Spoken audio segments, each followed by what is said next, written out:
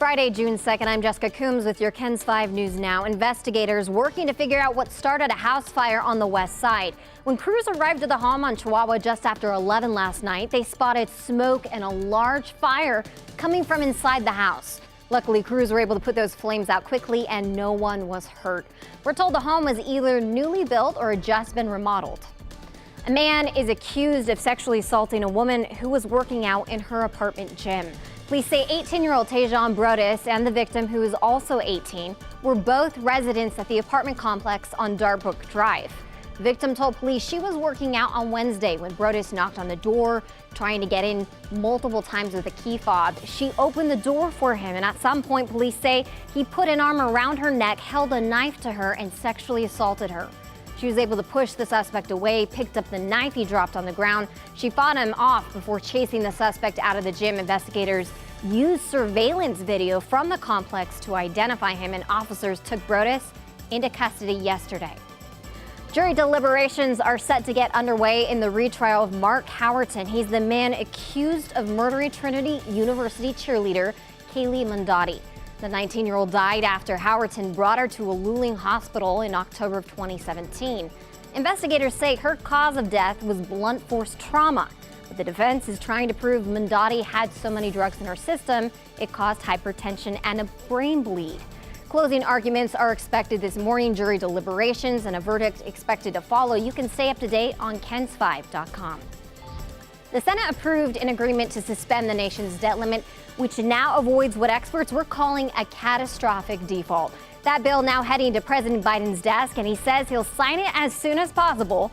The bill faced heavy opposition, 31 Republicans, 4 Democrats, and 1 independent joining together in voting against the bill. Even those who supported its passage said their vote was tough but necessary.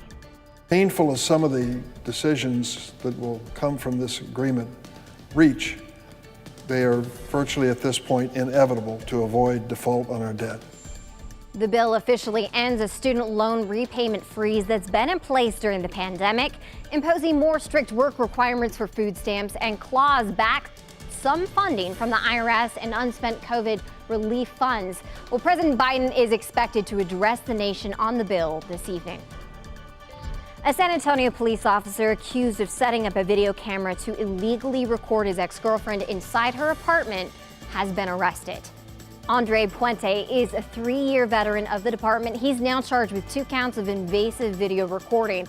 According to the arrest warrant, video showed Puente setting up the device and changing camera angles. Puente is temporarily on unpaid leave, pending the outcome of the criminal and administrative investigations. Around Texas, officials at Texas A&M say 2 bomb threats made against the campus appear to have been created using artificial intelligence. People at an apartment building in College Station were evacuated after the first threat was called in. Less than an hour later, the school received another call about a suspected bomb, this time at a nuclear magnet resonance facility. And then 2 hours after that, police said no bombs or devices were found, and they said it was safe for students to return. Well, trending online, SeaWorld San Antonio's newest coaster set to debut this summer. It's the world's first flume coaster, and riders will launch at speeds of 30 feet per second, all on a track of water.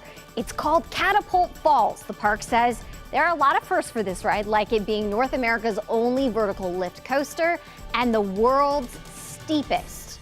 A lot for you thrill seekers. Well, we want to check in with Jeremy to see if the weather's going to be thrilling for us. What do you think, Jeremy? I would say so. It's a good day to get out there and enjoy some cold water. We're starting out with clouds in the 70s. Some sunshine by noon, 84 in the daytime, high 90 under mostly sunny skies. Could see a strong storm in our western counties.